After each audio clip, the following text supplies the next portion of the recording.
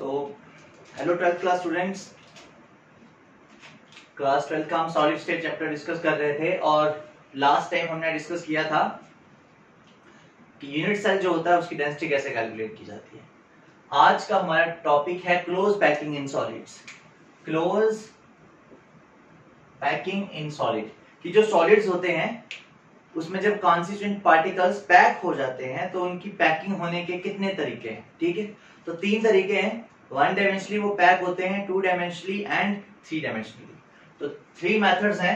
First 1 dimensional packing, 2 dimensional packing and 3 dimensional 1 dimensional packing. तो सबसे पहले 1 डायमेंशनल पैकिंग को डिस्कस करते हैं।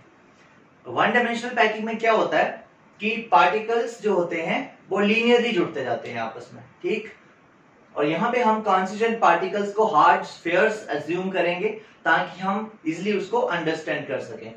तो 1 डायमेंशनल पैकिंग में क्या होता है कि जो कॉन्स्टिट्यूएंट पार्टिकल्स हैं ये हम उनको स्फीयर्स अज्यूम कर रहे हैं, वो जस्ट लीनियरली पैक्ड होते जाते हैं। ठीक है, इस तरह की पैकिंग होती है। और यहाँ पे अगर हम किसी कॉन्स्टिट्यूएंट पार्टिकल की बात करते हैं, आगे भी ऐसे जुड़े होंगे, ये आगे भी ऐसे जुड़े होंगे। अगर हम यहाँ पे किसी कांस्टेंट पार्टिकल की बात करते हैं तो किसी भी कांस्टेंट पार्टिकल के साथ 2 पार्टिकल टच हो रहे होंगे। एक यहाँ पे टच हो रहा है और एक यहाँ पे टच हो रहा है। नंबर ऑफ नियरेस्ट नेबर, कितने पार्टिकल एक पार्टिकल के साथ टच होते हैं, उसके सराउंडिंग में कितने पार्टिकल हैं, वो उसका कोऑर्डिनेशन नंबर होता है। तो कोऑर्डिनेशन नंबर क्या होता है, मैंने अभी बोला कोऑर्डिनेशन नंबर।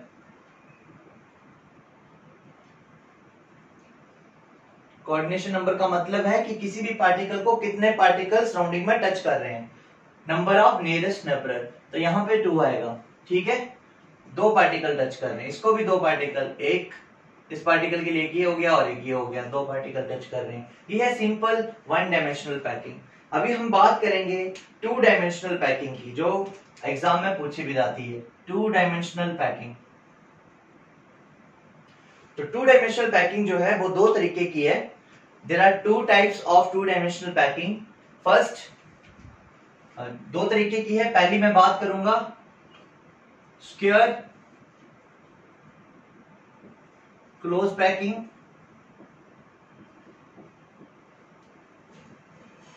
फर्स्ट है स्क्वायर क्लोज पैकिंग और सेकंड है हेक्सागोनल क्लोज पैकिंग।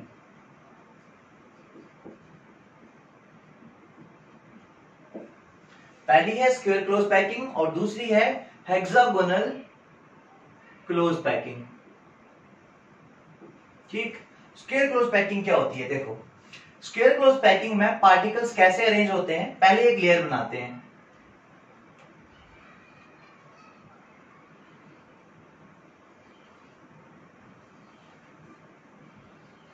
ये कुछ कॉन्स्टिट्यूएंट पार्टिकल्स हैं। ठीक है, अब सेकंड लेयर जो होगी एग्जैक्ट बिल्कुल सेम इसी के तरीके साथ होगी, बिल्कुल सिमिलर होगी, वो ऐसे। थर्ड भी ऐसी ही होगी।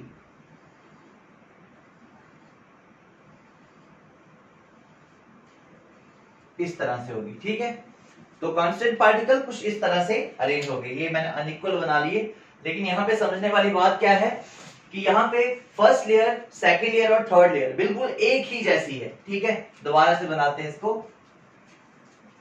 थोड़ा ड्राइंग बहुत अच्छी है मेरी, देख सकते हैं आप। तो यहाँ पे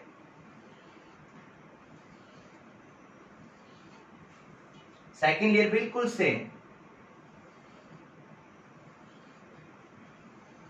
थर्ड भी बिल्कुल सेम।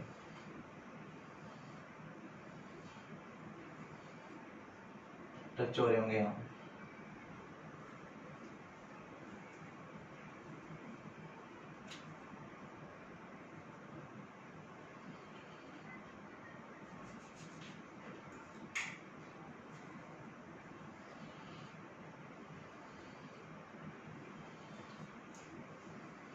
तो इस तरह से पैक हुए होंगे मॉलिक्यूल्स। ठीक है, अगर हम इस लेयर को ए बोल दें तो सेकंड को भी ए ही बोलना पड़ेगा और इसको भी ए ही बोलना पड़ेगा, क्योंकि तीनों ही बिल्कुल सेम है और हर लेयर एक दूसरे के साथ अलाइनमेंट में है। मतलब फर्स्ट लेयर और सेकंड लेयर बिल्कुल सेम है, सेकंड लेयर और थर्ड लेयर बिल्कुल सेम है। ठीक है, तो सबको हमने सेम नाम दे दिया, ए एंड ए टाइप।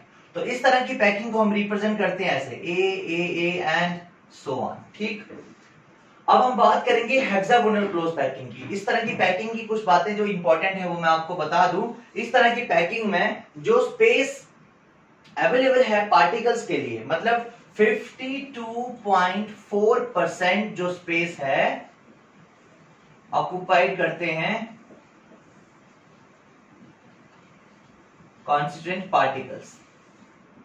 मतलब इस तरह की पैकिंग में कॉन्स्टिट्यूएंट पार्टिकल्स सिर्फ 52.4% ही स्पेस ऑक्युपाई करते हैं और बाकी जो स्पेस बच जाती है वो ये है, जिसको हम क्या बोलते हैं, वॉइडल स्पेस, या फिर और क्या बोलते हैं,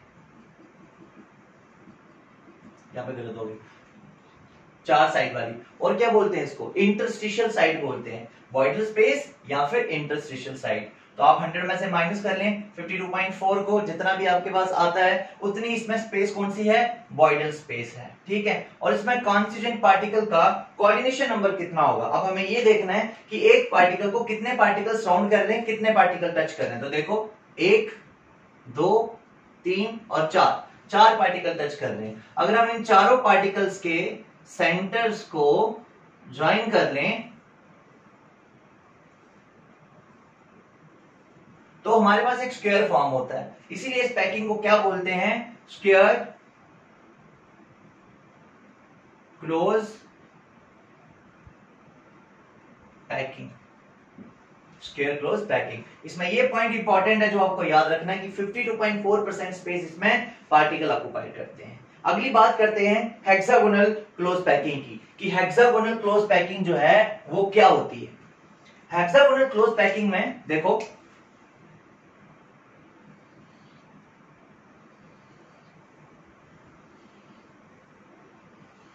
अगर ये पहली लेयर है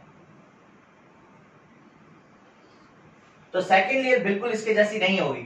सेकंड लेयर कहां से स्टार्ट होगी, जो ये डिप्रेशंस हैं इन डिप्रेशन से स्टार्ट होगी second layer.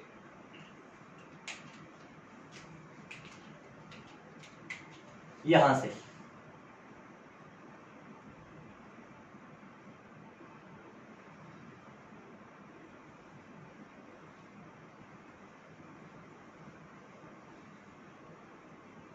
This is the second layer, और थर्ड लेयर बिल्कुल पहले के जैसी होगी। ये फर्स्ट और थर्ड बिल्कुल सेम, यहीं से स्टार्ट करेंगे।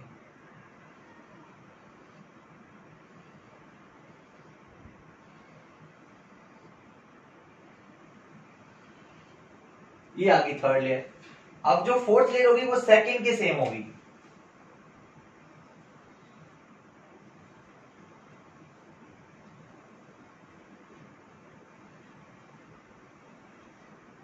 ये ठीक, तो अगर हम फर्स्ट लेयर को ए बोल दें तो सेकंड को ए नहीं बोल सकते, क्योंकि वो थोड़ी डिफरेंट है, थोड़ी आगे से स्टार्ट हो रही है। ये बी है, ये ए टाइप होगी और ये बी टाइप हो गई। तो यहां पे आप एक पॉइंट नोट करेंगे कि पहली और तीसरी लेयर अलाइनमेंट में है। First and third layer are in alignment, पहली और तीसरी अलाइनमेंट में है, और second and fourth layer are in alignment. अब बात करते हैं यहां पे कोऑर्डिनेशन नंबर कितना होगा, तो देखेंगे। चलो इस पार्टिकल को ले लेते हैं, देखते हैं इसको कितने पार्टिकल टच कर रहे हैं। तो 1 2 3 4 5 और 6 पार्टिकल इसको टच कर रहे हैं। इन सबके सेंटर्स को अगर हम ज्वाइन करवा दें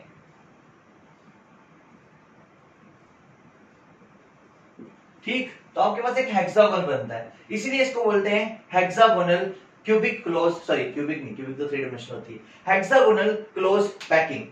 लेकिन एक बात आपको इसमें और याद रखनी है कि इसमें जो ऑक्युपाइड स्पेस होती है वो होती है 60.4%। 60.4% स्पेस जो है वो ऑक्युपाई करी होती है कांस्टेंट पार्टिकल्स में। स्पेस ऑक्युपाइड, ठीक है।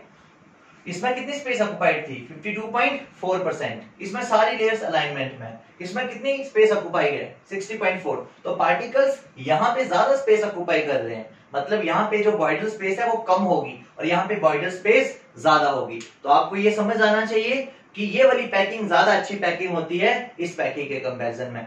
जितनी कम बॉइडल स्पेस बचती है बीच में, उतनी ही पैकिंग हमारी ज्यादा अच्छी होती है। तो अंडरस्टूड है। हेक्सागोनल क्लोज पैकिंग 2 डायमेंशनल, जो ये दोनों ही 2 डायमेंशनल पैकिंग थी, कौन सी 2 डायमेंशनल पैकिंग ज्यादा अच्छी है? तो हम समझेंगे कि हेक्सागोनल, क्योंकि हेक्सागोनल में कांस्टेंट पार्टिकल ज्यादा स्पेस ऑक्युपाई कर रहे हैं और जो बॉइडल स्पेस है वो कम बच रही है।